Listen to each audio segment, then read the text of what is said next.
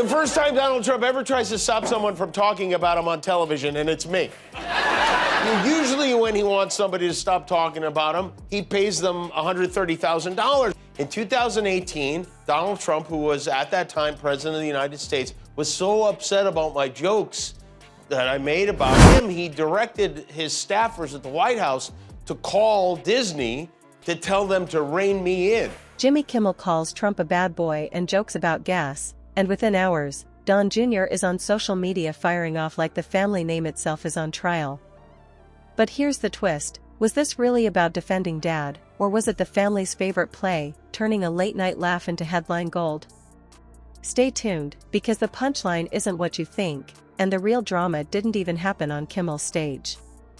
Before we move on, I'd like to ask you a small favor. If you appreciate this content, please take a second to like this video and subscribe to the channel. Over 98% of you watch the videos without subscribing. It costs you nothing, but it makes a huge difference to us. So, did you click the subscribe button? Great! Thank you so much. Now, back to the video. It started with what looked like just another late-night jab. Kimmel pulled out that half-smirk of his and said, "We've got Grumpy Trumpy back in the news, apparently busy passing more gas than legislation." The crowd cracked up right away. It sounded like harmless playground stuff, the kind of joke you could stick in a group chat. A Big Five accounting firm, like one of the biggest accounting firms in the world, I can pay them millions of dollars. I rely on them to do accounting, but I'm supposed to know more than them. By this logic, insurance companies are going to start suing patients. In 2018, Donald Trump, who was at that time president of the United States, was so upset about my jokes that I made about him, he directed his staffers at the White House to call Disney to tell them to rein me in. For listening to their doctors. Right? Do you understand? Like, am I supposed to know more? Oh, Don Jr. doesn't know anything about it. I'm not an accountant. I'm a business guy.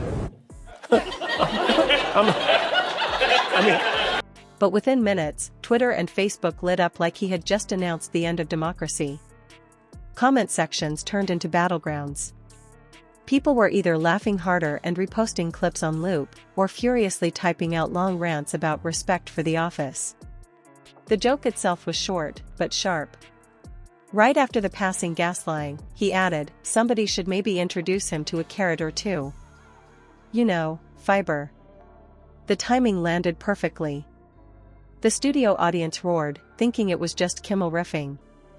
But on replay, you could hear how it was more than a fart gag. It was a dig at Trump's longtime image of excess and his not-so-secret love of fast food.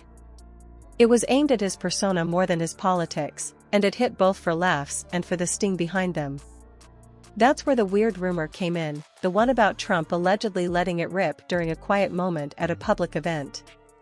It had been floating online for months, living mostly in meme pages and Reddit threads. Kimmel took that whispered joke and folded it right into his monologue. He didn't bring it up as a serious claim, he just weaponized the absurdity.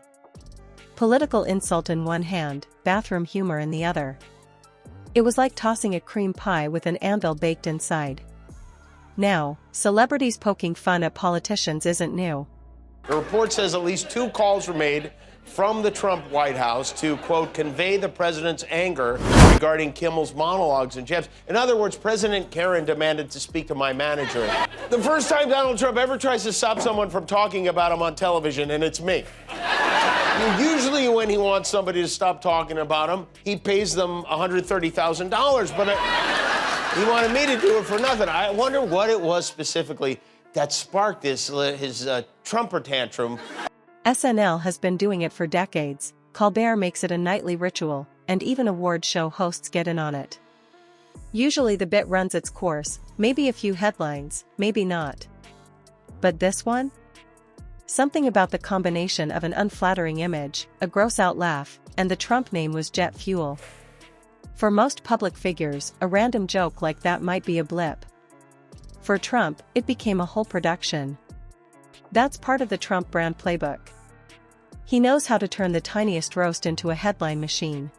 And I had like 80 texts when I woke up sending me this article from Rolling Stone. It says, Trump White House pressured Disney to censor Jimmy Kimmel. Now, Disney is the company that owns ABC, our network, and Jimmy Kimmel is Don Jr. He's so embarrassing. He's on the stand. He's testifying in this $250 million fraud trial, and he has to compliment. He said his father is an artist with real estate, the father of hotel gyms. He said, maybe someone put a gym in a building somewhere, but no one did it at the scale of my father. He's saying that his father, the father of the hotel gym, is a guy who's never stepped inside one.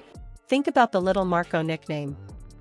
The moment reporters asked about it, he repeated it more and more until cable news couldn't stop using it. Same with Crooked Hillary. Any slight becomes an opening to go big, to stay in front of the cameras. Even jokes that should fade out in an hour end up getting a second life, because the whole point is to keep the spotlight where he wants it, on him. Researchers studying media engagement call this the attention economy. Anger, mockery, and even disgust get more clicks than neutral coverage. The messier it is, the better the reach. A late-night fart joke is basically content gold in that system. It's shareable, it's embarrassing, and it's part of a larger political fight. Whole articles get written not about the joke itself, but about the outrage it caused. The algorithm doesn't care if you're laughing or fuming, as long as you're watching and sharing. In this case, the reaction resembled dropping a single French fry into a tank of piranhas. You'd think nothing big would happen from something so small, and then, chaos. The amount of ass-kissing in this trial is insane. DJ TJ, of course, denies any and all wrongdoing and is instead going with the "our accountants did it" defense. Who fathered Eric and Don Jr. would know how to handle jokes, but I guess not. The article says news of these calls spread around the corridors of power in Washington. Wow, what a plot twist. We have Donald Trump Jr., who was in court again this morning. There he is. You hear the protesters chanting, crime family, and that is basically what these people are, a crime family. Memes sprouted, cable panels argued about whether late-night comedians have gone too far, and the original clip racked up millions of plays. All from 2 lines Kimmel probably wrote in under a minute. By the next day, coverage had snowballed. It wasn't just political blogs and entertainment sites. Mainstream networks were replaying the segment and asking guests to weigh in on it seriously, as if a quip about carrots and flatulence was a matter of state importance. That's when Trump's side began pushing back hard, not just with denials, but with fiery responses that doubled down on their own version of the story.